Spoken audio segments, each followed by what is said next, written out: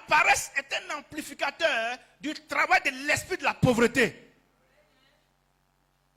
Comment ça se manifeste? Nous tous, on dort la nuit. On se lève le matin, tu laves ton visage, tu te brosses, tu manges, tu te recouches encore. Pendant que tu dors là, quelqu'un prend son portable. Il est assis chez lui à la maison. Il a fait une petite table. Il est en direct. Il est en train de proposer ses services en live à des personnes. Une telle personne-là, même si l'esprit de la pauvreté agit, du moment où son mental est encore vivant et qu'il peut faire quelque chose, il se débat déjà, Dieu permettra qu'il rencontre quelqu'un pour être délivré. La paresse, les chrétiens sont les plus paresseux. Ils sont assis, ils attendent Jésus. On sent au ciel. Il t'a donné un rendez-vous quelque part. Informe-moi, parce que moi je suis pasteur. Il ne faut pas y rester ici. L'ange dit aux disciples, quand ils étaient arrêtés, à regarder le ciel, Jésus montait l'ascension, on a fait ça il n'y a pas longtemps. La commémoration, pour nous rappeler. Il dit, le Jésus que vous avez vu monter là, il reviendra de la même manière. Mais allez-y. Faites le travail qu'il vous a confié. Je t'informe, peut-être que tu ne sais pas.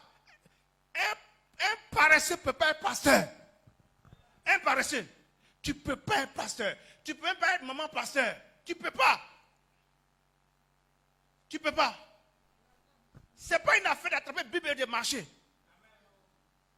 Le fardeau des gens. Les gens qui te font confiance. Les nuits, tu ne dors pas. Dieu peut. La Bible déclare dans le livre des Hébreux que nous sommes les gardiens de vos âmes. Il y a des événements qui doivent arriver à un individu. Dieu va prévenir son pasteur. Mais si c'est un paresseux. Si c'est un paresseux.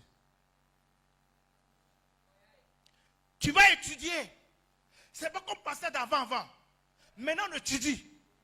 Il y a l'internet. On doit étudier. On doit apprendre de nouvelles choses. Tu dois faire des recherches avant de venir prêcher aux gens. Les mentalités ont changé. Le niveau d'études, de connaissances a évolué. Nous sommes à la fin des temps. Ne viens pas raconter que ta grand-mère était un singe. Et puis elle s'est transformée. Mon ami, quand les gens ont une carence, ils passent tout le temps à donner des révélations. Des révélations. Mon ami, moi, il peut arrêter de compter. Puis il donner une parole sur chacun d'entre vous. Et après. Donc, on a découvert ce matin que dans CAE là, tu es un enfant de ATJ. Toi-même, quand tu me regardes là, est-ce qu'il y a quelqu'un qui est paresseux? Tu n'es pas gêné. J'ai horreur des paresseux. Parce que j'ai découvert la question des paresseux. Tous les paresseux ont le même défaut, ils sont envieux. Jésus n'aime pas la paresse. Il dit, les gars, je vous ai dit allons en prier. Et on n'a même pas fait 1 heure, vous dormez déjà. Il y a même il a été bavé. Père, tu dis quoi? Ce qui m'a fait mal, au moins quand il est venu la parler, ils ont dit de les retourner encore. Les gars disent, ah Dieu, le vieux, on est avec toi. Ils sont restés là. Et puis ils ont continué. Il est revenu et dit, ah, je suis venu vous avertir tout à l'heure, vous dormez encore. Il dit, ah, mais c'est toi que le Père. Voisin, on finit le culte, on dit, ah, le soir il y a réunion. Oh, réunion encore. Tu ne vois pas l'importance parce que tu n'as pas de fardeau. Et puis ton zèle a baissé. Tu es arrivé.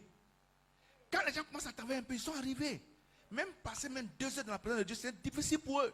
Tu es un paresseux spirituel. Et le diable va te détruire à petit feu.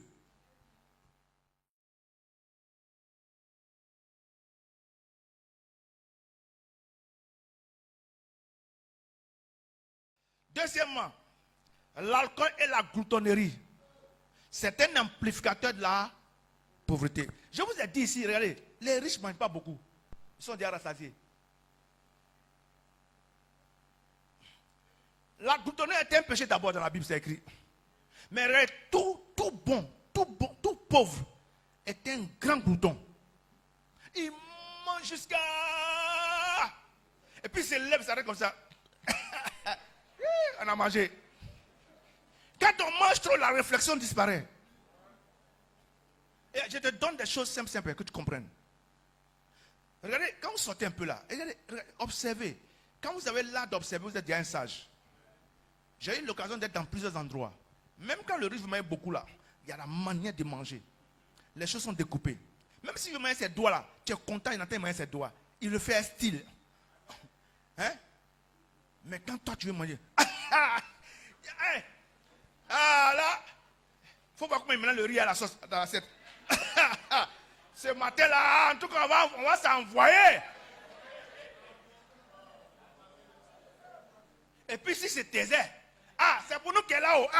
Après ça, là, si on meurt, c'est fini. Il dit comment on peut.